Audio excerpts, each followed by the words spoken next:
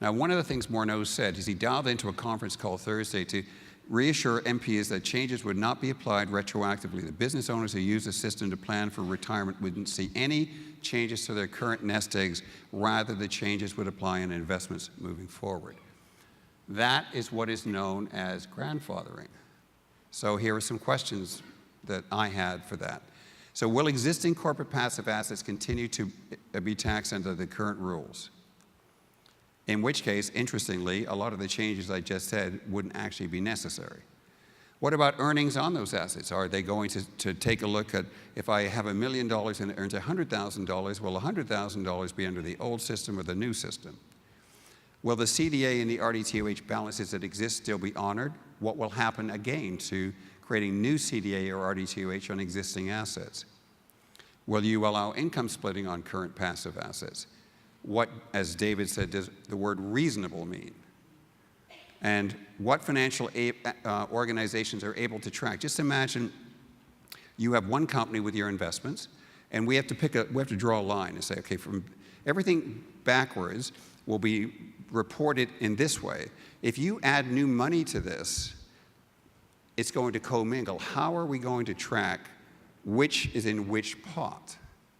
Like in our case, we literally would have to say to clients, you can only put new money into a completely separate account because there's no other way to track these things. And of course, obviously the government hasn't asked any bank or credit union or wealth manager, any chance you guys could comply with these new rules if we brought them out? Because if they did, everybody would say, not a chance in hell. Because there is no way to actually separate these things. So grandfathering is interesting. I just can't wait to see how it plays out. One of the other quotes I loved in putting together some of this material was this one from Winston Churchill. For a nation to tax itself into prosperity is like a man standing in a bucket trying to lift himself up by the handle. I love Winston Churchill. We have a tax dashboard. I have to admit, it's a little dense. It has all of some great articles and slide presentations from the major accounting firms, from information from Thorstenson's, from Kaler, lots of information, a little detailed and dense, but you are welcome to all of it. All of our presentations are also there as well. So any of these things that happen are going to be important. So I was at a meeting with, finally got a town hall. They had a town hall meeting. My MP is Jody Wilson-Raybould, and we tried to get an appointment with her for the last 5 or 6 weeks, and nobody responded back. And then all of a sudden, last Friday, they called, can you come tomorrow morning, Saturday morning? Oh, sure, I've got nothing else to do. But I was determined to figure out how I was going to be there. So I got there, and it was packed. There were about 40 people there. The room was really standing room only. And it was interesting, of course, everybody was obviously against the proposals, different people, a lot of professionals, some business owners. And towards the end, this older woman who's a psychologist gets up and she said, look, by now you've heard from hundreds, if not thousands of people. And this was always about the issue of, gee, we weren't aware of the unintended consequences. And she said, the time for unintended is over. So here's what you know. You have been told the following. Doctors and other professionals are leaving Canada. Private court versus public court tax rates on passive income are not reasonable. Higher tax to transfer a business and farm to a family member than a stranger. Recognition of spouse financial contribution to a corporation that's a private corporation. The tax advantages they enjoy already with defined benefit pension plans. So what she said was really interesting. She said, from now on, any decision you make is completely intentional, and you own it. You can no longer use this excuse of unintended consequences. There are no more unintended consequences. You are aware of everything.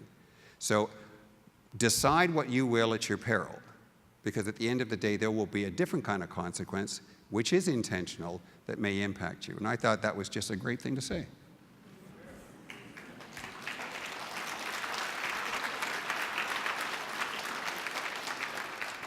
By the way, if you think that they've got some homework to do, I think Bill Morneau said, well, you know, we might come up with something after Thanksgiving. Oh, really? Okay, so the end of the consultation period was Monday, which was October 3rd, 2nd. They have 21,000 submissions. So they must be speed readers, because I can just see them getting through that over the Thanksgiving weekend. Okay.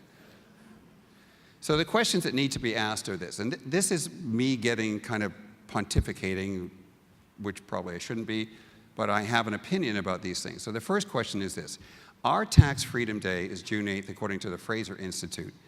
Is that too soon? Is that too late? The US Tax Freedom Day is April 24th. The top 1% of tax filers pay 21% of all income tax. Is that too much or too little? If we're going to increase our tax burden, should it be by consumption taxes, corporate taxes, or personal taxes? And in any event, if we're going to do tax reform and make it fair across the country, why wouldn't we take a tripartisan approach so that all parties were involved in exactly what the outcome is by actually going across the country and trying to figure out what the realities of the situation really were? If you seriously want to do tax reform, that would be the only reasonable way to accomplish it. So anyway, those are my thoughts. So what might you want to do? Maximize the use of IPPs, reduce taxable income in passive income at least, combine existing or new insurance with or without leverage, hold off triggering, this is important, hold off triggering pregnant gains on corporate assets until the new rules. We took a look with Thorsten Sons about actions that would make sense to do now and not make sense. This is one where it's so much uncertainty that basically no sudden move should be made on an existing portfolio that are artificial. But on the other hand, locking in loan arrangements to an existing trust may make a huge amount of sense, and there's no reason to delay this particular transaction. It is something that would be beneficial virtually immediately and has very, well, as far as we can tell, it has no downside risk. And review different approaches to the sale of a business. Once the new rules are clear, then people will need to be looking at different models for selling a business, because the existing ones, if the rules don't change, are going to be really terrible. So what are the next steps? I looked up this word bespoke. Usually it's all about clothing and stuff like that. Bespoke is an adjective for anything commissioned to a particular specification. It's custom made. And the reason I thought about this is because in talking to clients, even up until this point in time, we realize that every single client situation has more than a bit of difference about it. So maybe an IPP, or maybe a trust, or maybe simply coming up with a different compensation model like salary versus dividends work for you, or some combination of all of those things. But each solution now has to be customized to the individual, to the client, to the family situation. And furthermore, over time, that solution is going to end up being modified. It won't stay the same.